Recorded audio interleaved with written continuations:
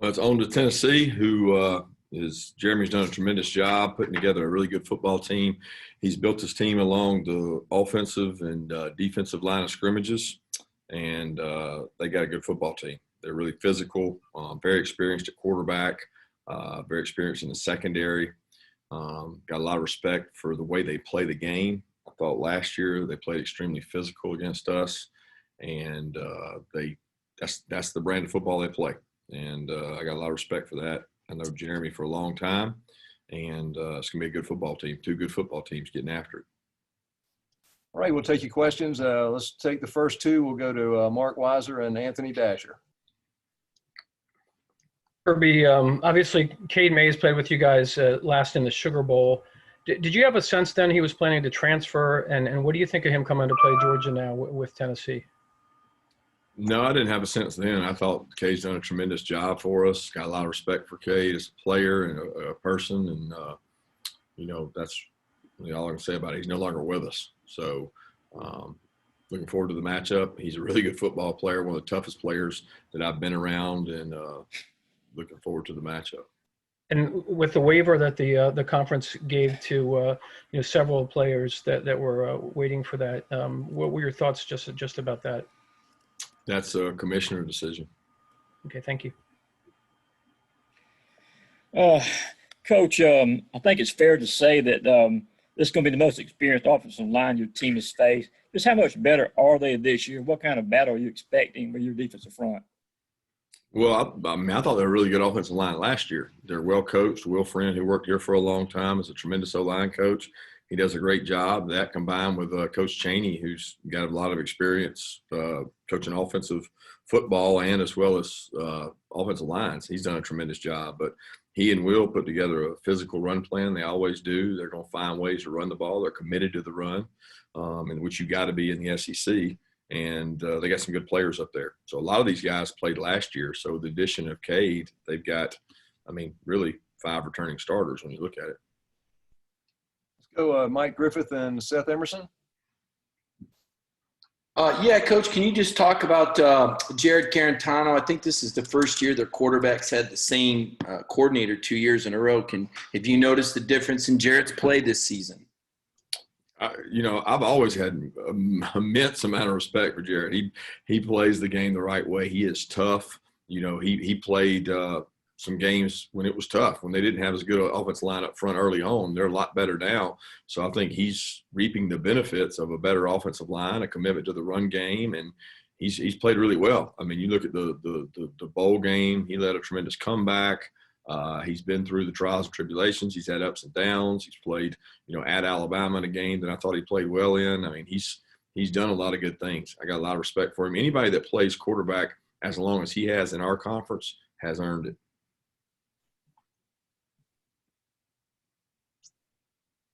Seth? Yeah, sorry. Kirby, obviously special teams off to a good start. Does this kind of vindicate early on? I know it's early. Doing what you did by bringing in Scott, and also how much has he been assisted by guys like Todd Hartley and other guys on staff? Well, special teams is a team event. We've got a lot of coaches that assist in special teams. We've got quality control guys that help in special teams. We all assist in that. And, I don't know if we're off to a good start or not. To be honest with you, I see that we've left plays out there and left opportunities out there. And we'll be tested in that regard as high as ever this week, because Jeremy's commitment to special teams is very similar to ours. The starters, the best players are out there.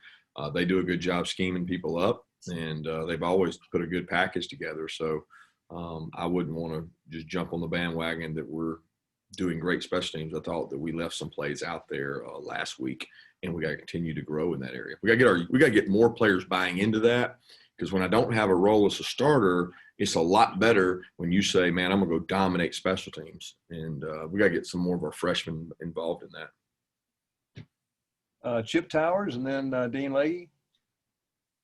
Yeah, Kirby, you mentioned your relationship with Jeremy Pruitt and how far back you go. I just wonder, with the accusations of toxic environment and him saying not the healthiest of environments for Cade Mays, using that in their attempts to get the waiver. Did you have any discussions with Jeremy, or has that impacted your relationship with Jeremy? Not really. I know coaches in the SEC will do anything they can to get guys eligible, and that's their decision. Appreciate it. Kirby, I wanted to ask sort of a basic question, which is, what do you, in your 20 years of dealing in coaching, what does pressure on a quarterback do to the quarterback, and why do y'all call blitzes? Pressure on the quarterback, causes indecision. It causes doubt. It causes confusion. I think it affects every quarterback differently because some do better against pressure. Some do worse. You look at statistics and see how does he do against 3-man rush, 4-man rush, 5-man rush, 6-man rush. And you try to evaluate each quarterback on how they respond to that pressure.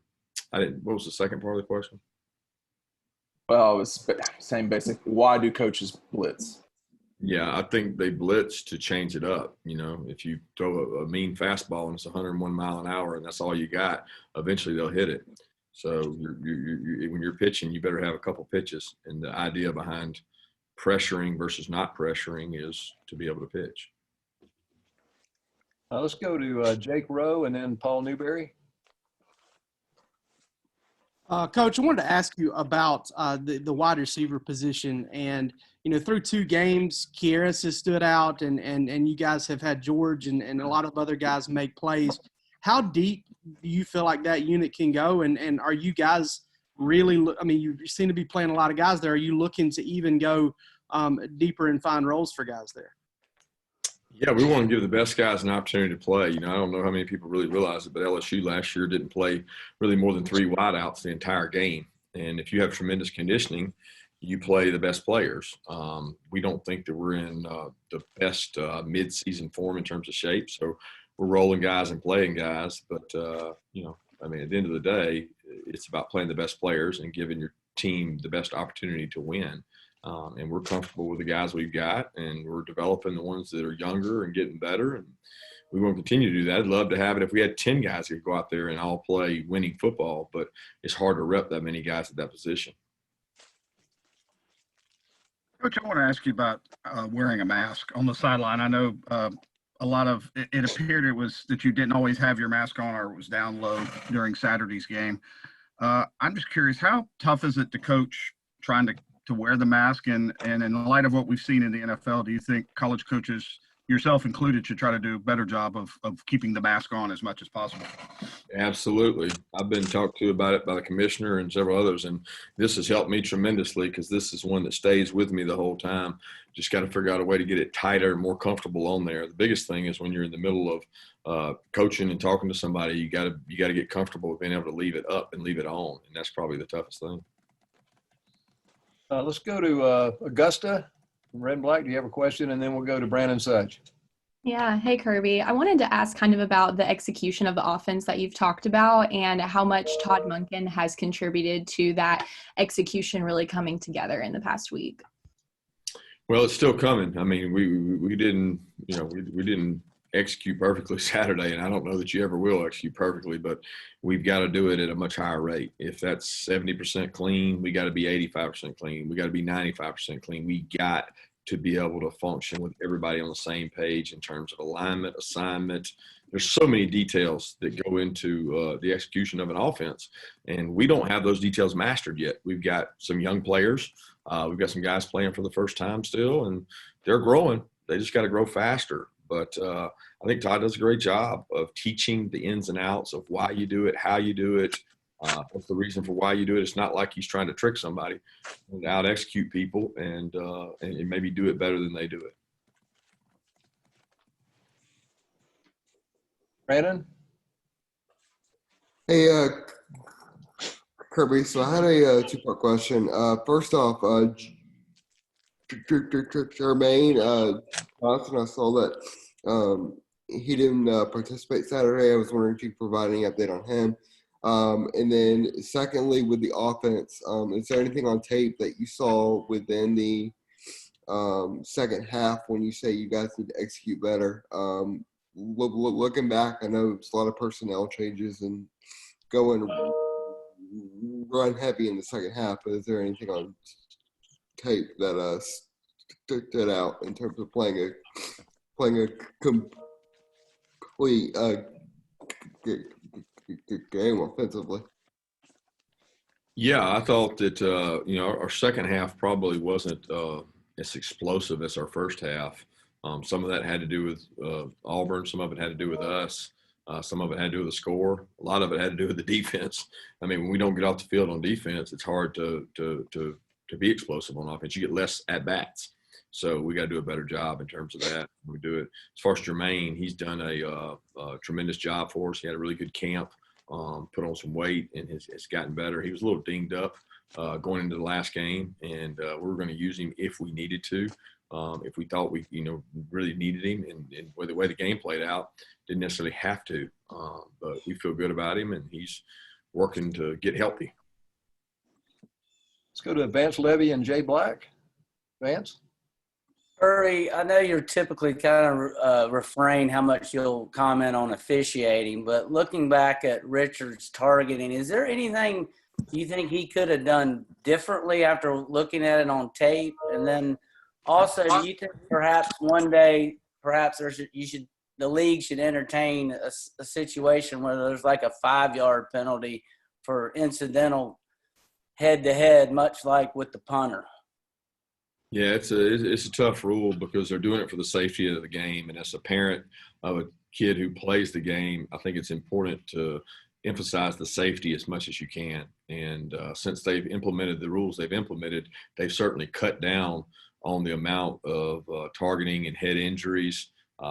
Unfortunately, some things in football are just going to happen. And, I don't think it was a situation where he was leading with the head, but it ended up being to the head and neck area. And sometimes that happens to a DB because the receiver moves. But that's sometimes beyond your control. It's part of the game. If it makes the game safer, then it's probably the right thing to do. Coach, you had mentioned in our post-game show with Chuck that you thought that Tennessee was better than Auburn at this point. What makes them better than Auburn right now? Well, I think the experience they have along the fronts. When you look at a defensive line and offensive line, I really believe that's where the game starts because, there's nothing easier than being able to, if you're able to run the ball, it makes the game easy. And when you can't run the ball, it makes the game difficult. And that's all based on your offensive line and their defensive line. Now, it's not to say there's not some offensive line out there that's got great pass pro and the team can throw it for 600 yards and never have to run the ball and be successful. That does exist. LSU broke that norm, and it wasn't that they couldn't run it. They didn't have to run it last year. But when I start with Tennessee, I say they have a commitment to the run. They're physical on the offensive line. They've got a deep offensive line. They've got big people. On the defensive line, they've got experience. They've got big people. They're physical up front. So when you start with those two, they're just ahead right now of where Auburn is, in terms of that. Emily, did you have a question? Hey, Coach. I was just wondering, I know it's really early on, obviously, but from week 1 to week 2, what you've liked from Zamir, and if you could give us an update on Cook. Yes, on Zamir, I like his special teams play. He's had 2 really critical blocks that sprung our kickoff return unit. He has done a good job picking up pressures, caught the ball out of the backfield. His yards after contact was much better this game than the last. And his leadership is starting to take form, and he's starting to get more comfortable in that role. James will be day to day. We're trying to get him back.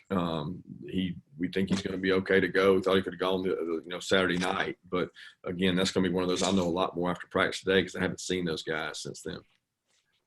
Okay, we've got a couple of minutes left. Anybody want to just jump in? Coach Smart.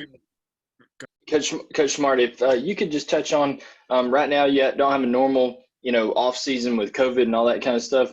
How far behind would you say that you are in terms of installation of stuff? Is there stuff that you would normally have in at this point that maybe you don't? Not really. We've had traditionally we install in the spring and then we reinstall in the fall. So whatever we installed in the fall, we would have done in the spring. It would have been the second time. We would be much more efficient at doing what we're doing, but it's not like we would have more volume. There's only so much space between the ears that these kids can handle, and you got to be careful not to overload that. with Coach, all the emphasis, I want all the to emphasis in put on two the questions. offensive line this week of Tennessee's, Kirby, how important or how would you assess how your defensive line has played so far this season? We've got an experienced defensive line. I think they played hard, played physical, and that's what we want to do. But they haven't faced a unit as a group and a group of backs. So the combination of really good backs, experienced quarterback, very experienced offensive line. This is by far the biggest test. Kirby, there's a lot we don't see, a lot we don't know about, guys having spots and things like that. But notice, Matt Landers kind of tracking the ball and didn't necessarily, see that ball on against Auburn the other night. I wanted to see kind of what his deal is in terms of development and the deep ball and things like that, because it seems like he's kind of had those issues in the past. I know Matt's actually had a really good camp. Matt's, learning our new system, being able to play and execute is really important for Matt to know that. He's contributed on special teams. That was a situation where we really selling him driving and really pushing vertical before he looks back, and he didn't find the ball right away, which is unfortunate because you'd like for him to be able to make that play. But I still think Matt's a talented player that's working to get better every day. Coach, didn't get a chance to ask you Saturday night about the job Christopher Smith did relieving Richard LeCount in the second half, and if you could also touch on Kieris Jackson's production so far this year. Yeah, Kieris has been a great leader. He's been productive off the field on his own. He represents us in so many ways, and really proud of Kieris's leadership, but also happy that a guy that works as hard as he does during the week gets rewarded for that. And he's one of those guys, he's similar to Miko in how he works. He works so hard at practice that the games come easy to him. And I'm certainly proud of the way he's competing. He plays with physical toughness, the way you want to play. Chris did a great job. He actually got a lot more reps last week. Richard was banged up, and Chris was more prepared to play than probably he's ever been. And it was pretty unique that he got to go in after getting all those reps, and he got to go in and play there in the late first half, second half. Coach, can you address the obviously Stetson? You said he's the guy right now. How does it work as far as behind him with Dwan and JT? Yeah, we're going to continue to develop all those guys. I think all those guys are good quarterbacks, and Carson, JT, DeJuan, whether they're throwing 7-on-7 against the Scouts, whether they're throwing against us on defense, whether they're getting reps over there with the offense, they're going to continue to be developed because that's what they came here to do, and we want them part of the game plan.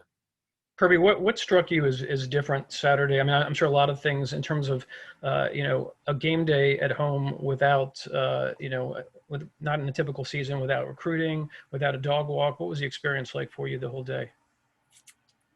From the kickoff to the end of the game, probably nothing was really that different for us. Leading up to the dog walk was definitely different, and then recruiting, not being able to visit with prospects and share that atmosphere is a tough loss, but it's kind of equal across the board. Take two more questions. I want to ask about Notori Johnson real quick. He traveled to Arkansas, but did not see him the other day. Just want to check on his status. Yeah, Notori's right now he's focusing on academics and focusing on some other things right now. Last question. Coach, it's supposed to be like 80-90% chance of rain on Saturday. Do you guys typically work some wet ball stuff every week, or you just do it based off of the forecast for the weekend? We have a schedule where we do it not every week, but once every few weeks. But obviously with the forecast, we'll have the capability of working on it. Thanks, Coach Smart. Thanks, everybody.